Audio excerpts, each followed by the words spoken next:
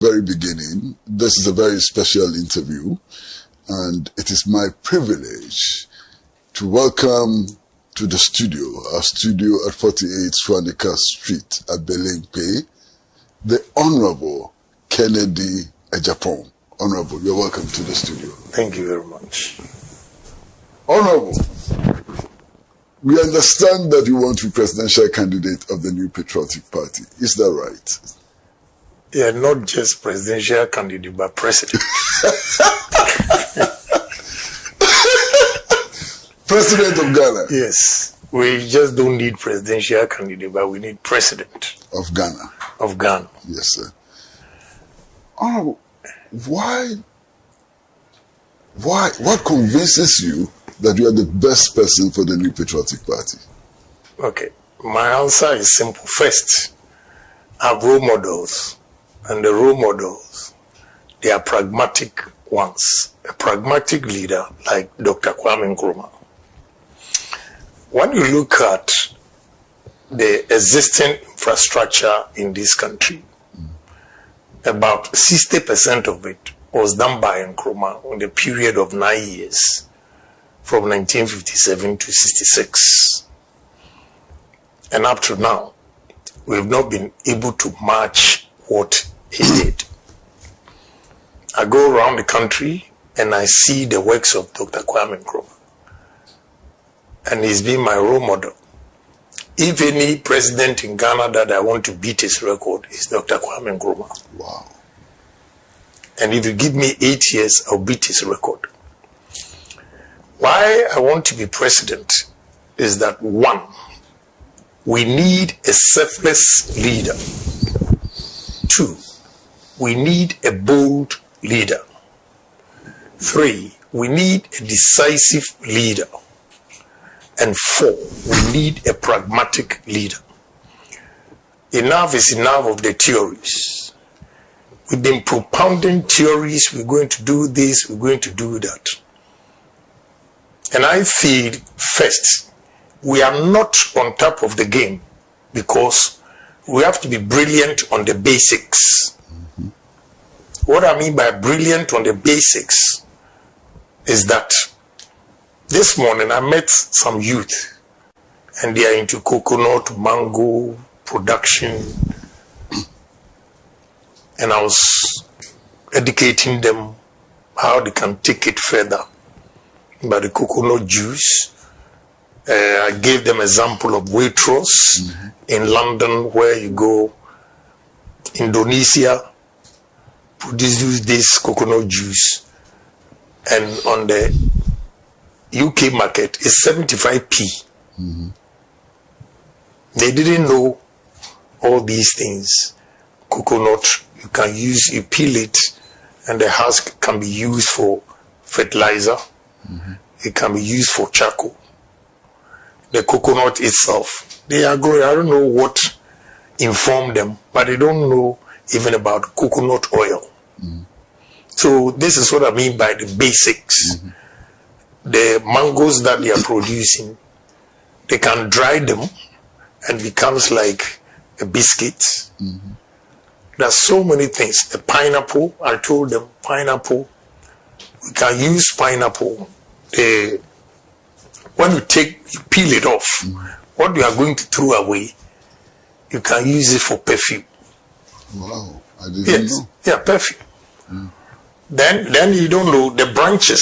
Mm-hmm. When you go to Kenya, you see, they use it for sneakers. Pineapple, Kwasi, plantain, and banana, the stem. We use it for this carpet here. Then the fugu, the thread that they use for fugu, is also from, you can use plantain stem. They use it for diapers. They use it for tampers. But here, we throw them away. Cassava. We can produce or use cassava to produce about 32 different products. If you go to Thailand, then they put biscuits, cassava biscuits. You won't believe it. That is coming from cassava. You can use cassava for starch. I always say that cassava is more important than gold and more important than cocoa. Because one product, if you can use it for one raw material that you can use it for over 32 products, then gold can't match it. And the essentials in it, the starch, almost every pharmaceutical industry, the tablets we swallow when we are sick, they put starch in it. So the demand for starch from our cassava that we use for garli, agbelema, fufu, and all those things, we can do better than that. We use cassava for ethanol. What are we doing?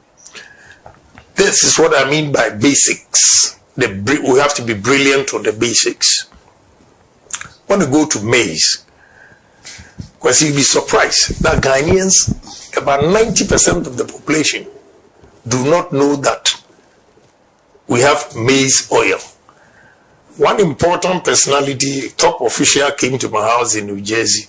I was talking about this. He didn't know. I drove him to Whole Foods and bought a gallon of it. He said Mazola corn oil. And the corn is there. You see it. The labeling.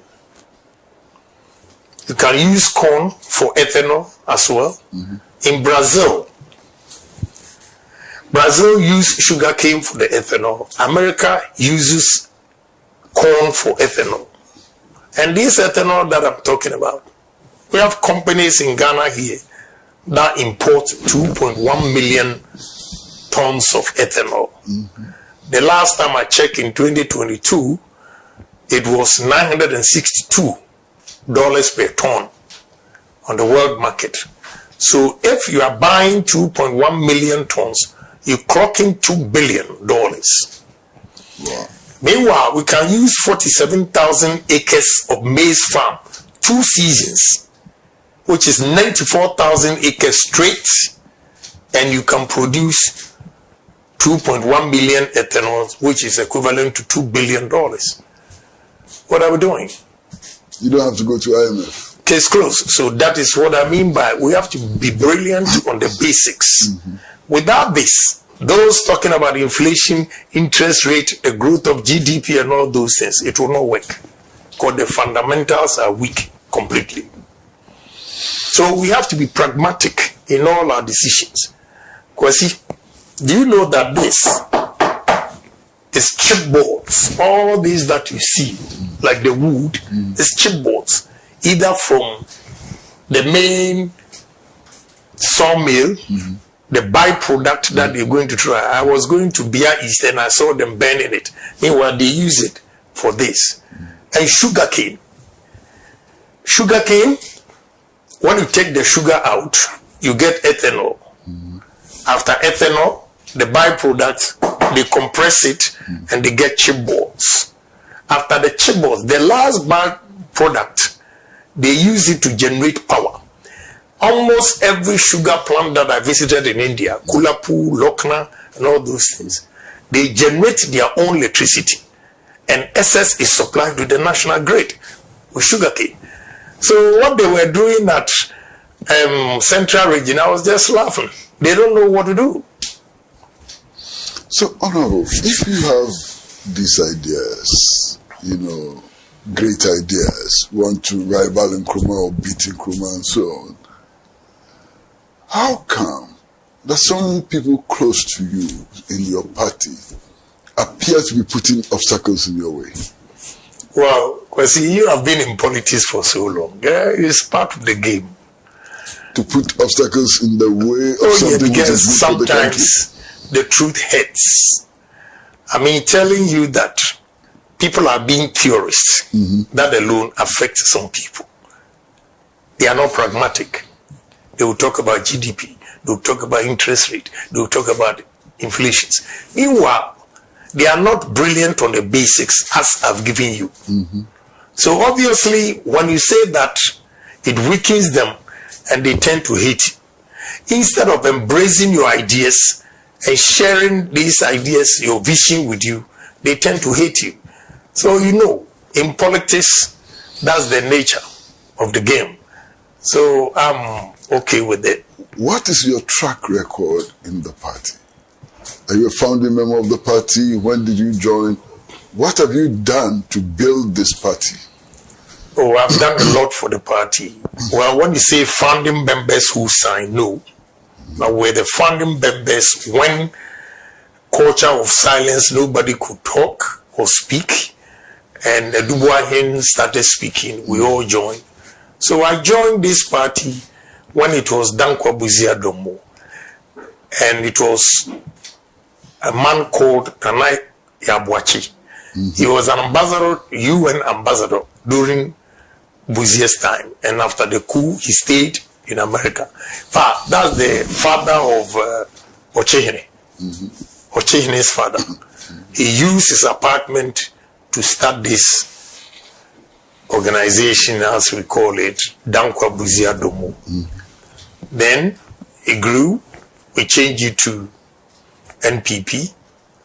So I've been part of it from 1991, then came back in Ghana to support Dubois and all those things.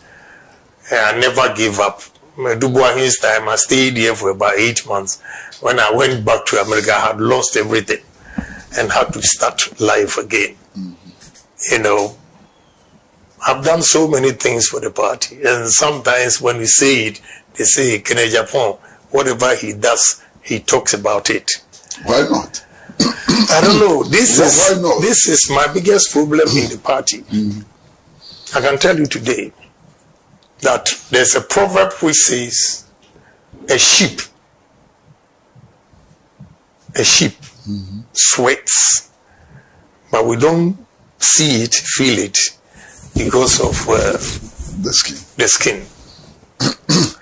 If I tell you what I went through, a whole officials planning that you should silence Kennedy Agyapong, don't give him businesses anymore, because when he gets money, he will be too powerful in the party. And they screwed me up. From 2021 to 2024, it was August 2024 that I got a contract. Wow. Yeah. So how did you survive? I've told you, I'm a pragmatic person. And I build businesses not based on politics. I build businesses looking at the demand of Ghanaian populace. And I make sure I do quality things so that wherever you go, irrespective of my party affiliation, because you know I give out or sell quality products, you are forced to come to me. That is why I've survived. I can tell you, my cold stores, I'm the only person who has built cold stores with ammonia. The ammonia system. The freon is not expensive, but the ammonia is very, very expensive. And mine can go as low as low temperature, minus 25 degrees. So it attracts a lot of people. They come, just they say, after taxes, somebody has given me $24,000, 3 months for renting one room. He has no choice because he doesn't want his fish or chicken to get spoiled. So he needs good systems. And I build good systems. So it has nothing to do with politics. They will come because they want quality product. That is how I've survived.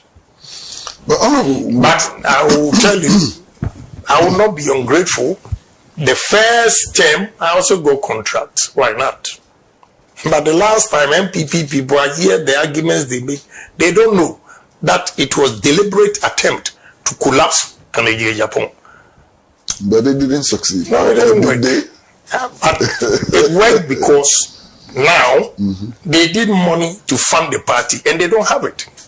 I was going to come to that. I mean, this is a party with people like you. Obviously not just with a few others. And in the beginning of the year, we heard that party workers were not being paid at all. How come? That there are big people like you, resourceful people like you, and party people were not getting paid. What happened? What went wrong? I'll tell you the gospel truth. I believe we are all Ghanaians. But if people sacrifice their life to make you whoever you are, the only thing you have to do is to reward them and appreciate their efforts. It was unfortunate that we did not help a lot of people. People looking for appointment, they will tell them we are not here because of MPP. People looking for jobs, they will tell them. People that wait for MPP, they will tell them to go online. Sometimes, even recruitment, they have to go through hell. This is why it caused apathy among our party people. And they decided not to go and vote. One minister told me how he lost. In his constituency, he said around 2 p.m., the young ones were standing outside. He asked them to go and vote and said, we are not going to vote. Because when we were looking for a job, they were charging us. Wow. So we are not going to vote. And truly, he lost the election. So the apathy, one reason is party neglect. Yeah, I have to look, whatever I'm telling you today, they will insult me, they will do everything, but that's the gospel truth. They don't want the truth to be told, but that's the truth. We step on so many toes. They show some videos about Agyapong. He said this, he's not a presidential material. And if they are not being diabolic and you listen carefully, it was an advice I was giving them and criticizing some bad deeds of the party people. But now they use it against me. During the campaign, I've been quiet because during the campaign, they wrote 10 sins of Agyapong. That's why I apologize to President Mahama. Because he's been very nice to me. He loved me. He loves me and everything. His wife. But because of party, I ignored this relationship and criticized him. And I have to be honest, I was harsh. Only for me now to come out, when I was criticizing NDC, my party was happy. But when I decided to contest, was the time that they used all the things against me. All the things I used to defend NDC became a sin. And they circulate around 10 sins of Agyapong. So now I'm quiet. Because my argument is in the Bible, they have 10 commandments. And since Abraham's time, they've not added one to it to make 11. So 10 sins of Agyapong, I will not go and say anything for you to add 11 sins or 12 sins. That is why I'm quiet. But how can you campaign when you're quiet? No, campaigning, like what is going on, I can say a few things about mistakes NDC is making. But now I'm not going to say it. Country broke, broke, we day inside. Well, viewers, I promised you, we are in a conversation with Honorable Kennedy Agyapong. And as you do know, Honorable Kennedy Agyapong is aspiring to be president of Ghana. I said he wanted to be presidential candidate of the New Patriotic Party. He says no, president of Ghana. We're going to go for a short break, and when we come back, I'd like to ask him a rather difficult question. I'd like to ask him this question. The people that you contested with, you believed that you were better than them, or that you could do better than them, but in the end, you followed them. Why? Let's go on a short break, and when we come back, I'll pose this question to the Honorable Kennedy Agyapong. Short break.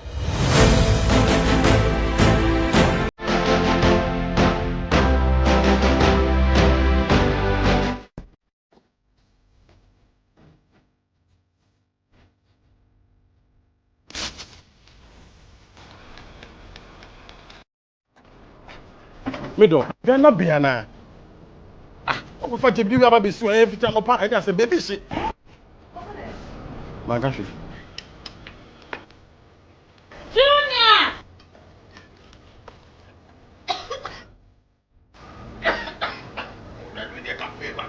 I'm saying so now for maybe do you know. Sister Cospa, it's a winning gas. I'm not sure they know why. My wife.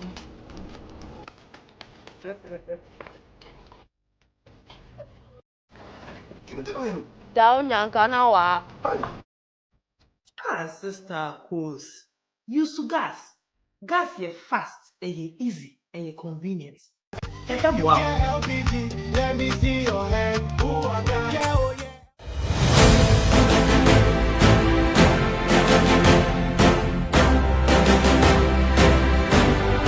Welcome back to Talk Time, and we are in conversation with Honorable Kennedy Agyapong, presidential aspirant, president of Ghana, not presidential candidate of NPP. And he's in the studio, and we're having a very good conversation. My question, Honorable, you told us that some people could not take us to the promised land. Then you lost, and then we found you with the people who could not take us to the promised land. What happened? Well, the mere fact that I was campaigning doesn't mean I'm against the party. If you're a true party man, in contests, you can win, you can lose. So if you lose the election, you don't quit. You don't quit. That is why I joined. I'm still an MPP man. That is why I joined the campaign. And if I had not done that, look at what happened today. Can I even have the courage to say that I'm going to contest? No. Those who didn't have the patience and left, now they cannot come back and contest. So I decided to stay and look at what God has for me, in store for me in future. And we're back again. You know, those days I was telling them the truth and they didn't listen. Rather, they used it against me that I was destroying the party. But let me take opportunity to explain. In March 2022, I had about 240 million cedis in 6 banks waiting for a contract. It delayed, and after that it didn't happen because I came out openly to contest. I gave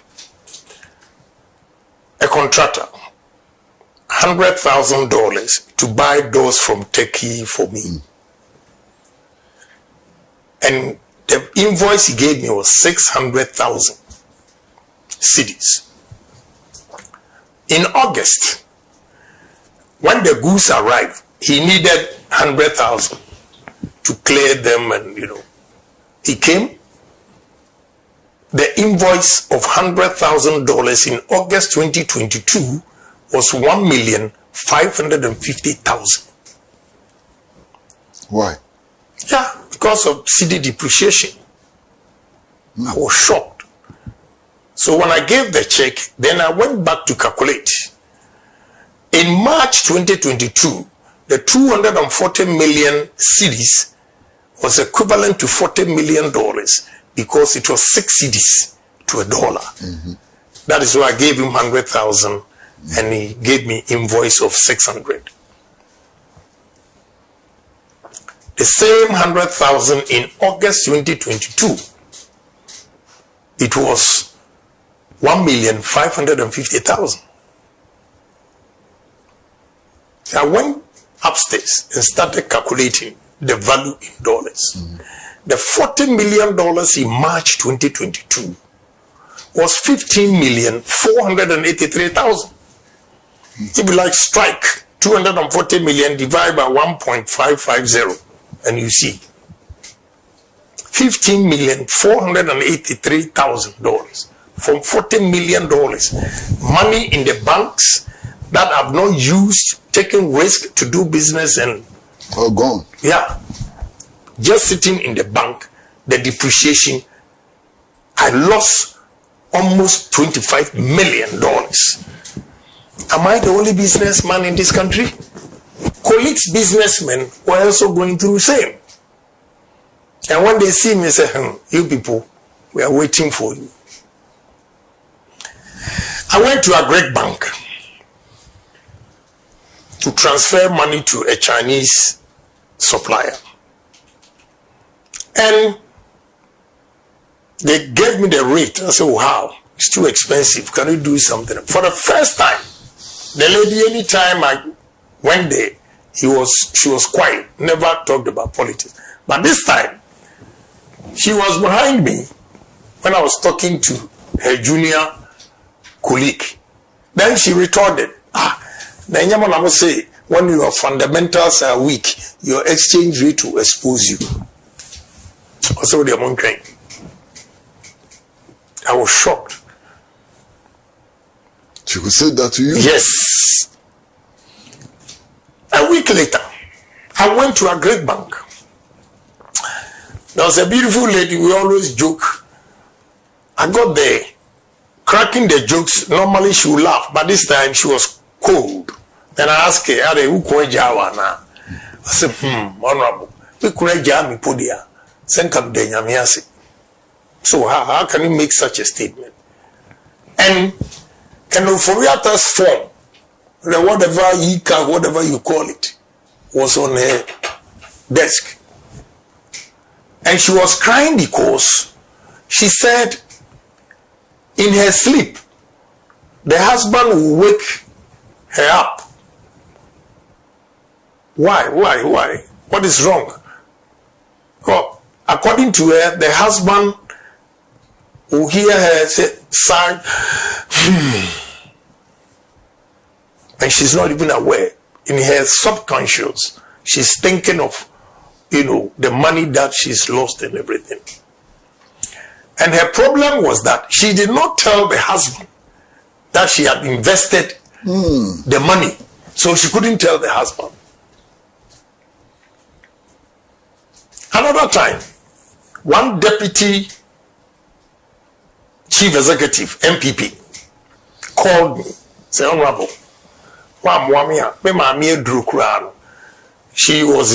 she was a nurse in UK, came back, invested a pension in these bonds. Now, and listen to what she said. Say, I did finance in Toronto, University of Toronto. But what Ken Oforiatta has brought, I don't even understand. Then I jokingly said, but you did finance University of Toronto, and me, I said them to my middle school. Yeah.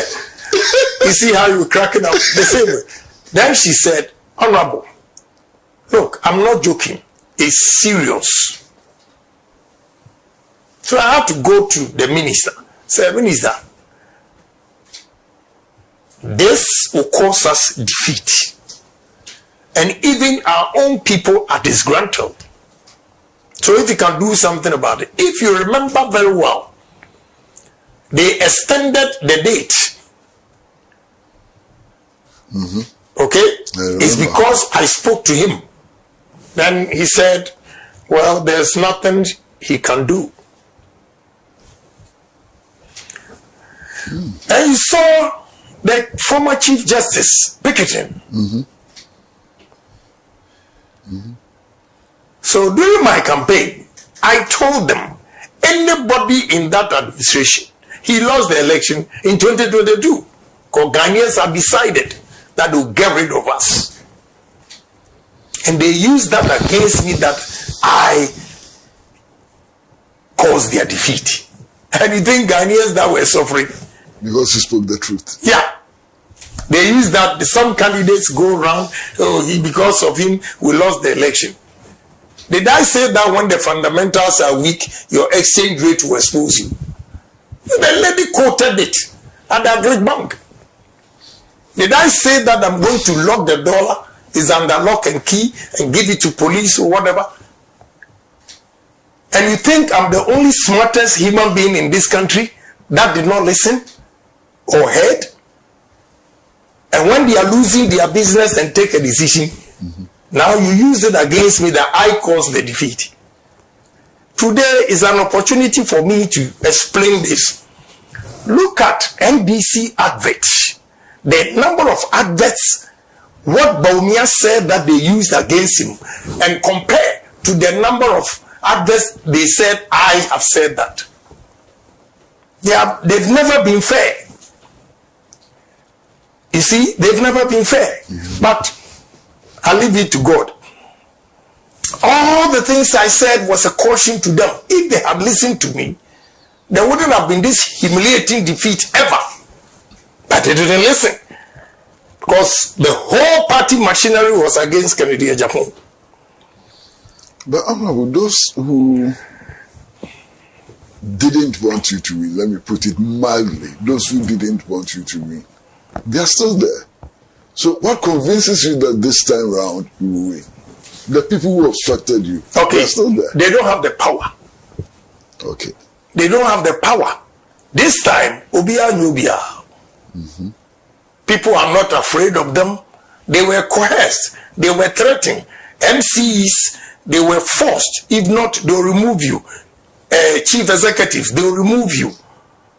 Ministers, they'll remove you. And few of them, I can quote Edward Boateng, who openly supported me. They sacked him when he not sacked as such. When he was 60, a day before 60, they asked him to pack. They couldn't wait. Yes. So they threatened a lot of people, and they were afraid. Some to lose their jobs, they had to stay wherever to make sure. But because we're not bold, look at what happened. We lost. Well, we see some of the things still happening. MPs, they jump into buses and cars and they go and pledge allegiance to one candidate. Former DCs and MCs, they pack themselves into cars, they go and pledge allegiance to one candidate. This is what happened. It's happening again. You see, let me tell you, Kwasi. Yes, sir. You should, as a leader, you should have your strategy. Do you know the number of people who have come to me? But I say, let's work together. I don't do those optics. So I'm not scared. Even when 136 parliamentarians were against me, only Cynthia Morrison, Honorable Cynthia Morrison, came out to support me. And you see what they did to her. So it means all those who were in position of trust, MCs, DCs, ministers, they were right not to have supported me because they would have been sacked like they did to Cynthia Morrison. They ganged up to make sure that he lost the primaries because he supported Kennedy. So I forgive all those people that out of fear voted against me. This time, they have the freedom and the right to choose a candidate that Ghanaian loves to lead MPP. A candidate that Ghanaians have confidence to solve their problems. A candidate that the youth are yearning for to come and create jobs for them. And I know most of the people that voted against me are discerning, they've regretted, and I'm hopeful that this time around, God will lead me through. Yes, we're going to go for another short break, and when we come back, I'd like to find out more from Honorable Kennedy Agyapong. Your name sometimes they say is Akompreko. I'd like to find out whether that's your true name or is a nickname. Akompreko may be Ifrihifa. So short break, and when we come back, we'd like to know what this Akompreko thing is about.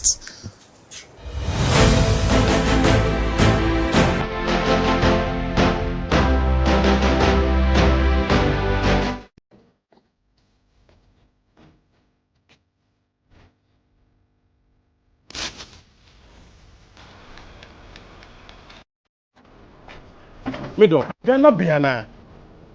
Ah, what if you have a bisu every time upon and I say, baby, shit. My gosh. Junior!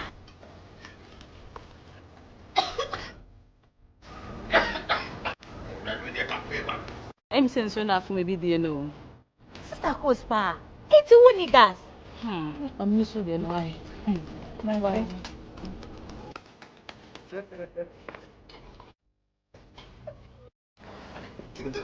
Down Yankanawa. Sister Cos. Use gas. Gas ye fast, and ye easy, and ye convenient. Wow. Let me see your hand. Yeah, oh yeah.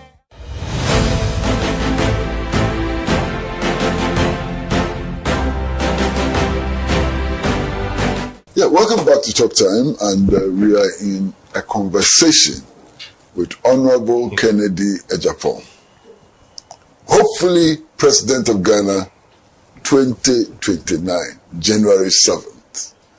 Now, Honorable, I hear people call you Akompreku. What is that? I mean, is that your title? Is that your name? Akompreku is just a title. Those who live along the banks of River Pra.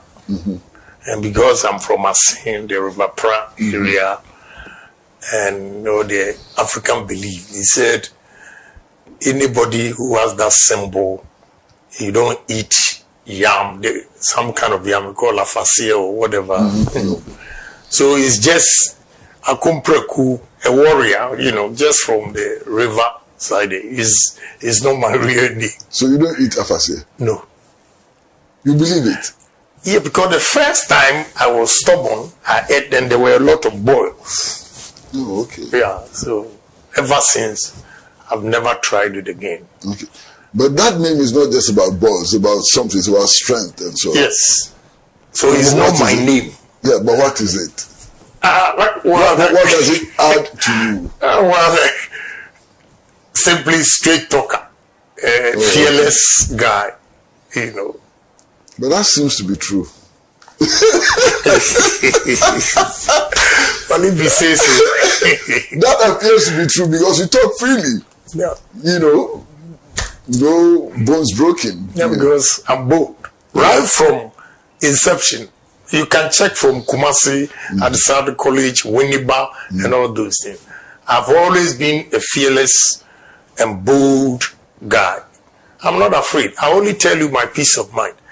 And one thing good about me is, let me have an argument with you today. When I leave here, that's it. Sure. I don't think about Kwasi Pratt, what I'll do to him. Some people are so malicious. When they speak to you, they go back and sleep over it and what they are going to do. And 5 years they're planning to get you. When I speak my mind, that's it. I don't have anything against you, Honorable, can we spend a little time to talk about the arrangements? There's been a lot of talk about top-down approach, bottom-up approach, and so on. The arrangement for the election of the presidential candidate, are you comfortable with it? Well, at this point in time, I don't have a choice than to go by whatever they are saying. But I was of the opinion that we start from bottom up. But it didn't work. But it's not, you see, in politics or in a party, it's not everything that you say that you think the whole entire party should accept. So I take it in good faith, whatever decision. Certain times, there are changes that are necessary to be done. So I don't have a problem.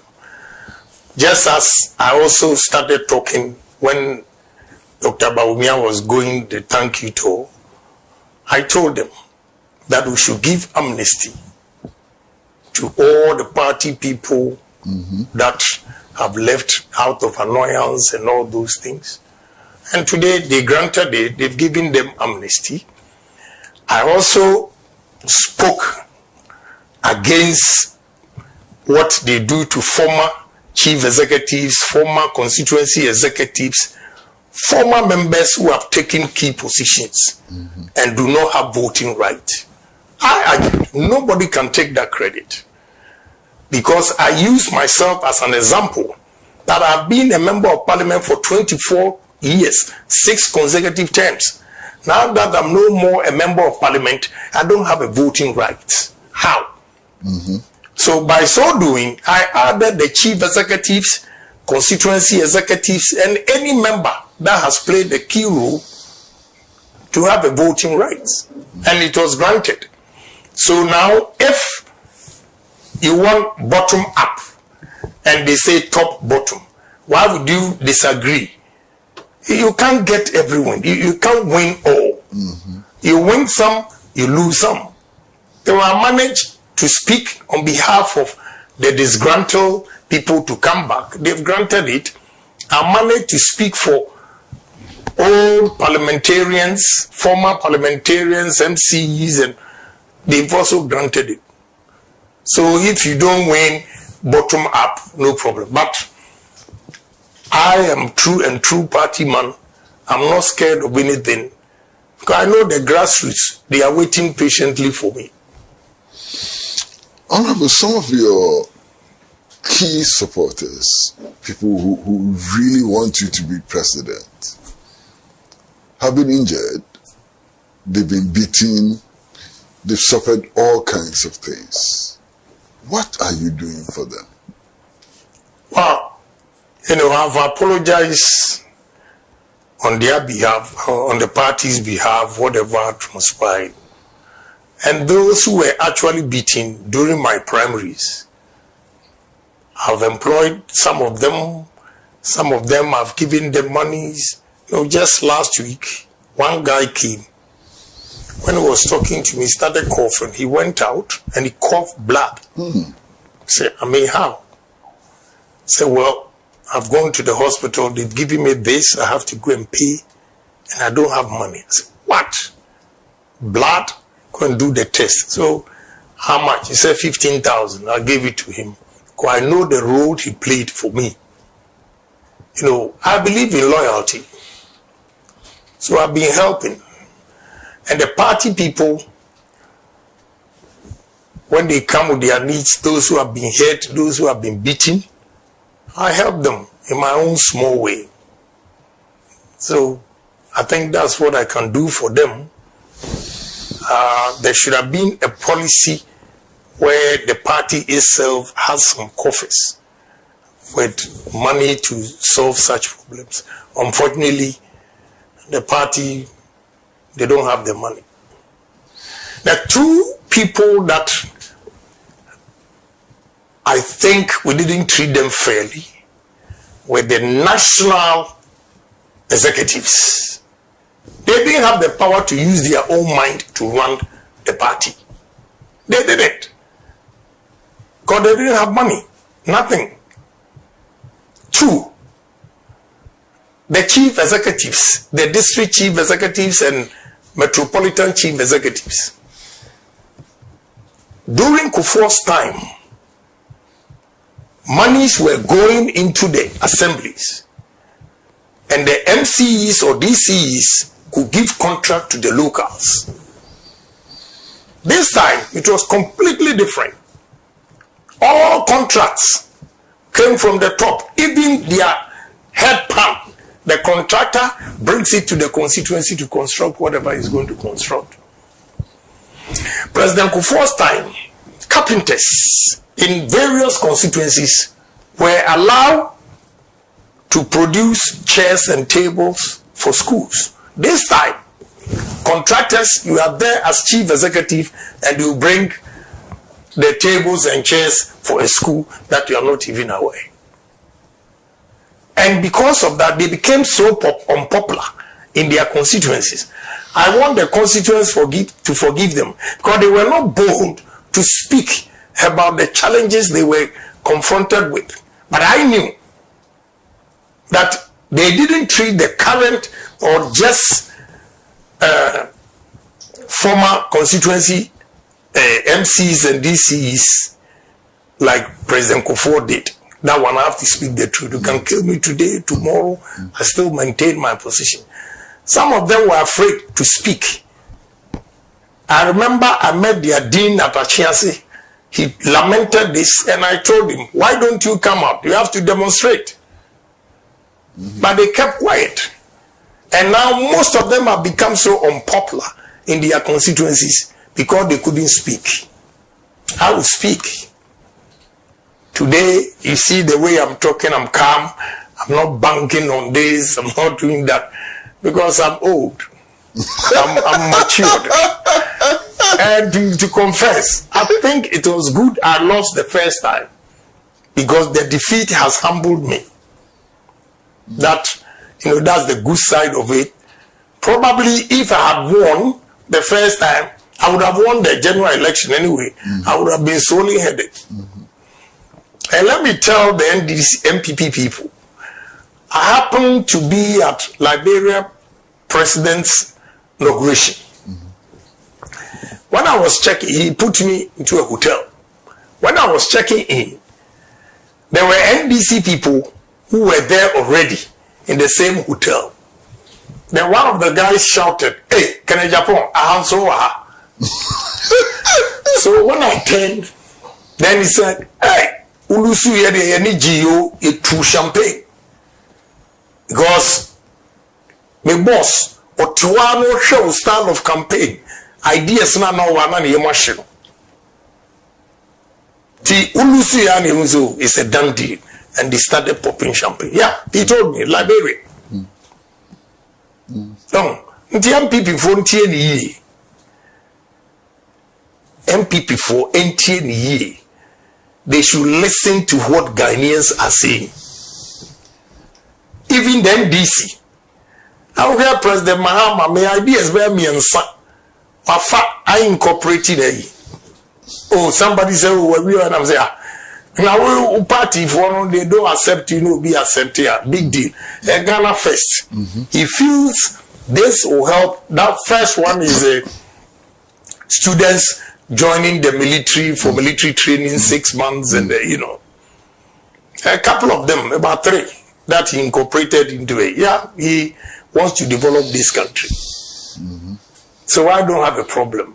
So MPP people should listen to what Ghanaians are saying. And they should see Kennedy Agyapong as a new brand. You see, the brand is now new. Cool. I'm calm, I'm cool. But I'm full of ideas. Yeah. Honorable, I'd like to ask about a particular person. That young student who was stabbed during the thank you tour. Where is he? What happened to him? Oh, I took care of him. Now he's good. Back to school? Yeah. Back to school? Yeah. Okay. Do you regret that because of you somebody was stabbed? Oh, yes. It's unfortunate, but every misfortune is a blessing. I don't say this to disgrace the mother. Through the stabbing, I got in contact with the mother. And now I set her up. So maybe through the son, now she has a capital to do business. See, it's all good. But thank you. He came to me the other day, the boy himself, came. He's well, he's back. School. But all I'll say is the advice is we shouldn't take politics that far. We shouldn't take politics that far. And if they don't read the Bible, they should go and read. It says, what does it profit a man if he gains the whole world and loses his life? You read the Bible? I did BK, I did RS, and I did theology 3 years. But that's different from believing in it. I believe in God, yes. You're a serious Christian? Yes. Anybody who thinks there is no God, I personally think he's a fool. Because I don't want anybody to come and tell me speaking in tongues means he's a Christian or whatever. No. But what makes me believe, even if it's not God, in traditional religion they call it omnipotent. The mere fact that, Kwasi, we are here today, around 9-10 p.m., you feel so tired, you sleep, and you don't even know where you are. That alone tells you there's a superior being. And that supreme being can be called God. So I believe in God. But I'm also aware of all these bishops and archbishops who make predictions that never come true, especially with elections. Yeah. They also claim to be speaking in the name of God. But if you read Samuel all the way to 1st and 2nd Kings, you get all these things. Samuel was a man of God, his prophet. There were other false prophets. So right from about over 1,000 years ago, there were false prophets and genuine ones. So it hasn't changed. We are still there. Yeah. Well, we're going to take another short break. And when we come back, this is going to be the last leg of this conversation. I'd like you to assess the current situation where we are today. And honestly, if you look at where we are today, do you think that your party has a fighting chance if you look at where we are today? So when we come back, short break.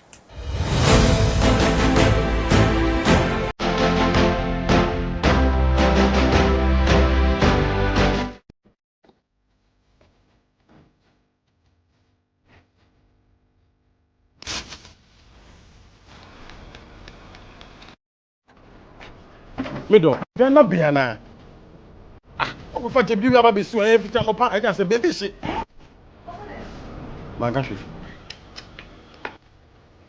Junior!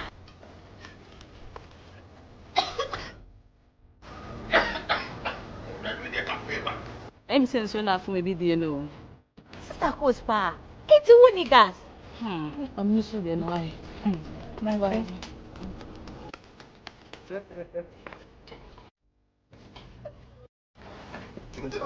Down Yankana wa.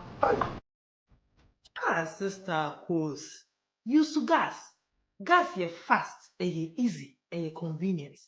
Wow. LPG, let me see your hand. Yeah, oh yeah.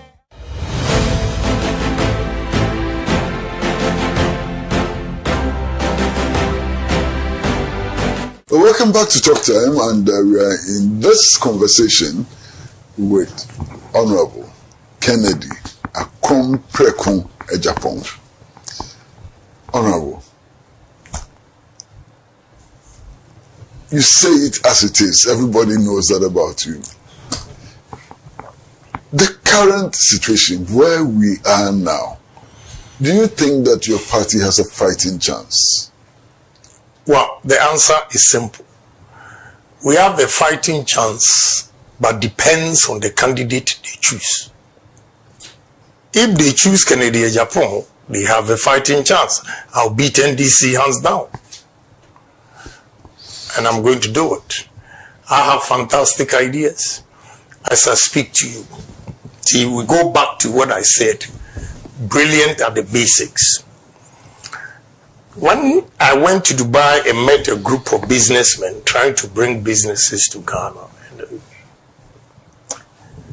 just cherry tomatoes.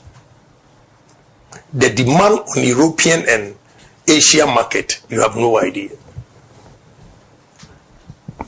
From Accra Place, Pram Pram, all the way to Aflao. What are we doing?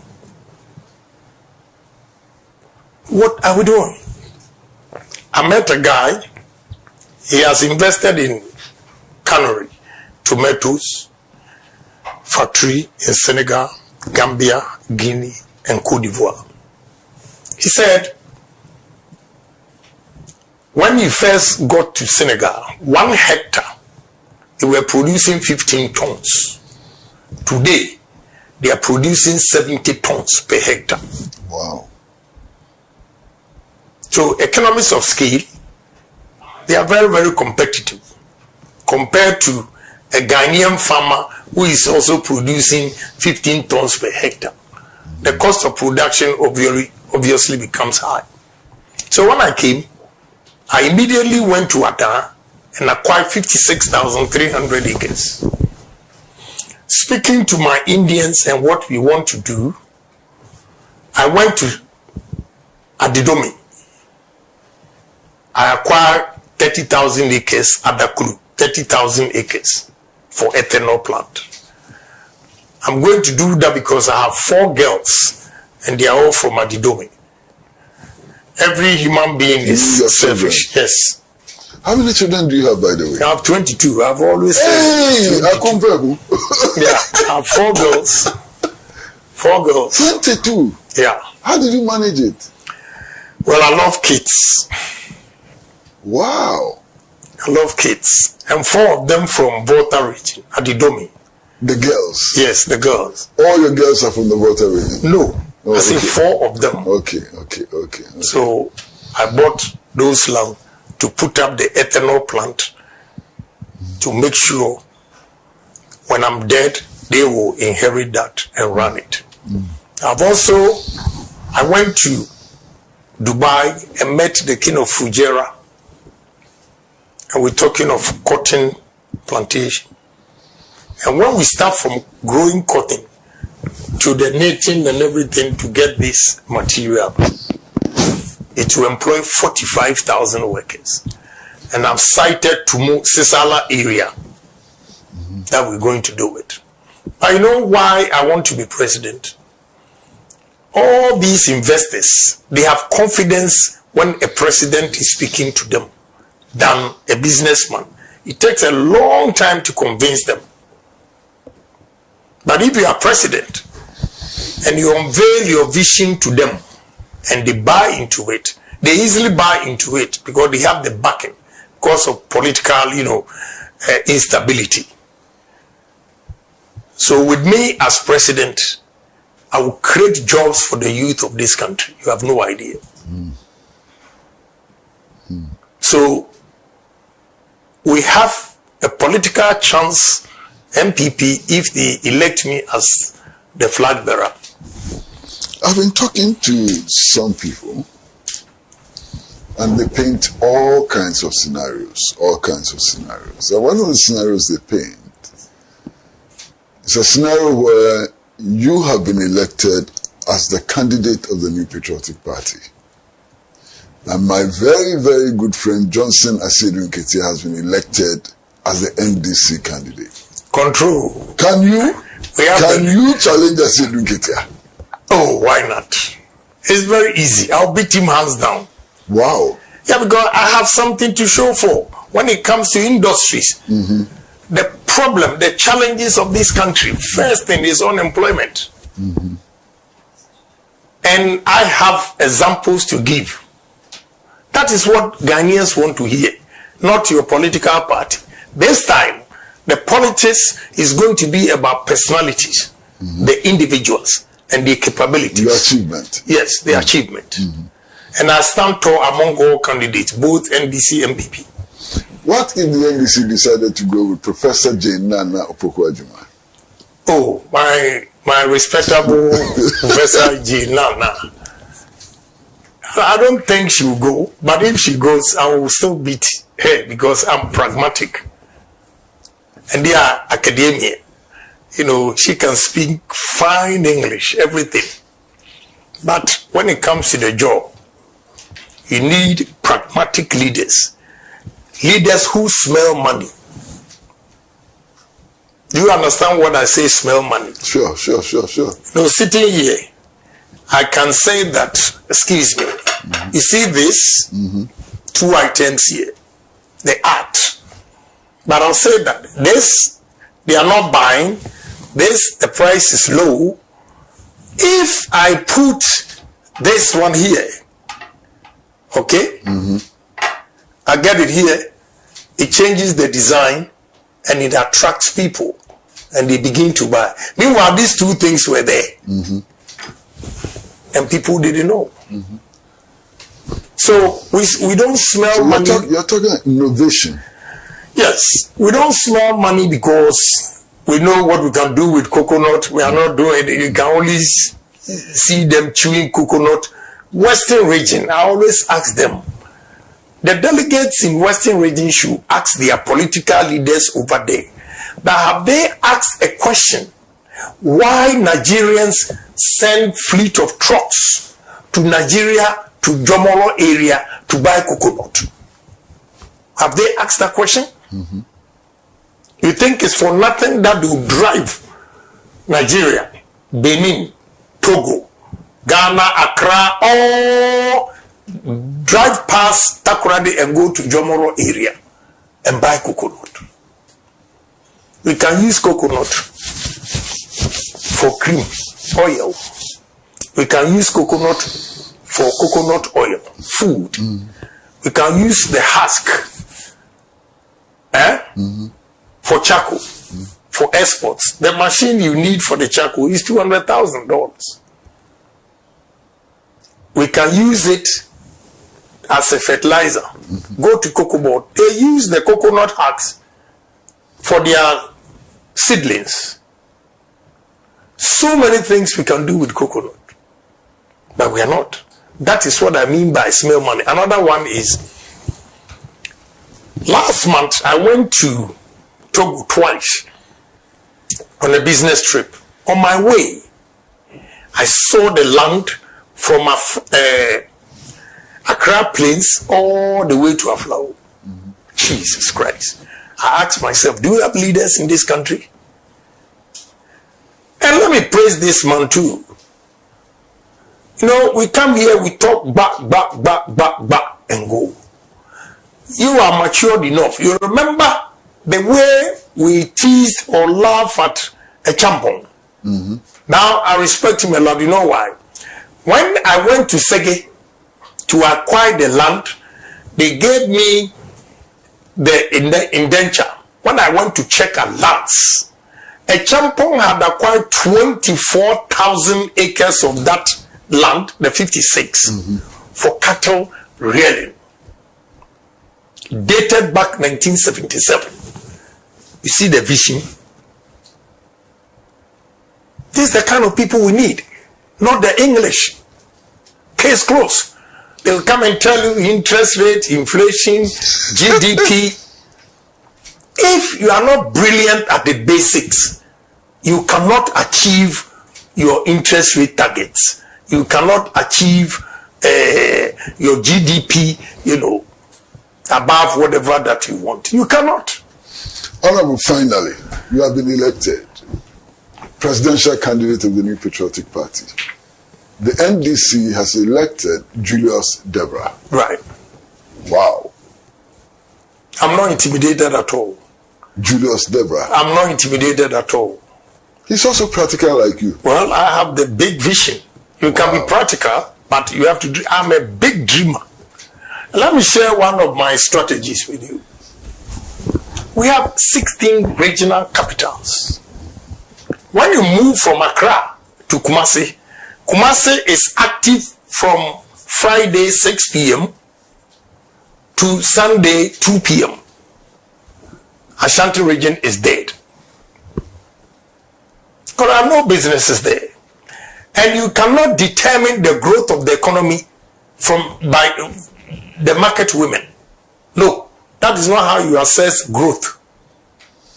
So my first approach is that Accra is choked. We have to decentralize most of the ministries. First, Minister of Energy will go to Western Region. 2, Minister of Education will go to Central Region. We give them education. 3, Ashanti Region is big area. You give them lands and forestry and works and housing. Northern Region, you take Minister of Agri because they have huge, vast lands that we can develop. Minister of Trade, Eastern Region, you give Sunyani Environment, Science and Technology. You continue to Upper East. Why? Because when the ministries are moved, one in Greater Accra, all those ministries, we're going to turn the ministry enclave as a financial hub. As a financial hub. Then we'll use why it is easy to start moving the ministries is that all the regional administration in the various regions are underutilized. The capacity. So initially when you move Minister of Energy, you split regional administration in Western Region into 2. When the workers go to Western Region, they begin to rent. People now will begin to build construction. People will make phone calls. People will go to restaurant, market to eat. That's the beginning of growth. Okay? People will stay in the hotel because one transaction may take you about 2 weeks. When you go to moving pick, I see a lot of whites or foreigners there. They will go. Minister of Tourism will go to Volta region Because you know why? Traveling around Volta region, I see the potential in tourism. Odo River, whatever they call, very simple. This young man came to visit me in Dubai and I showed him. This is what I mean. We are going to dredge the Odo River below sea level, clean everything, make sure we sack all those squatters, build affordable restaurants, we put boats, and I've tracked it. It starts all the way from Insawam. So can you imagine the tourism industry? What we are going to do? I showed him another, right in the middle of the sea, in Dubai, they've created an island. Ghana is the center of the world. And we don't have a hotel with the name center of the world to attract tourists to come to. We are going to build a hotel in the sea. It's possible. I have seen it worked elsewhere, and therefore it's going to work. Meridian. Yes. Honorable, thank you so very much. Thank you so much for coming. Thank you very, very, very much, Honorable. You're welcome. Thank you so very much. Thank you also for giving me an opportunity. No, it's good for us. It's good for us. Maybe better for us than you. So thank you very much for coming. Now, viewers, we've been engaged in a conversation with Honorable Kennedy Agyapong, who wants to be president of Ghana. And he has shown us why he wants to be president of Ghana. First of all, by becoming the presidential candidate of the New Patriotic Party, and then. We hope that he will come back again many times as the campaign intensifies, as the struggle to improve Ghana intensifies and so on. We will pray that he comes back again. But until then, it's goodbye from all of us at Pan-African Television, the producer of the program, George Viner, and all the people in the MCR. I'm not so sure who they are today, Akapo and the team, So it's from all of us. Thank you very much. Stay with Pan-African Television.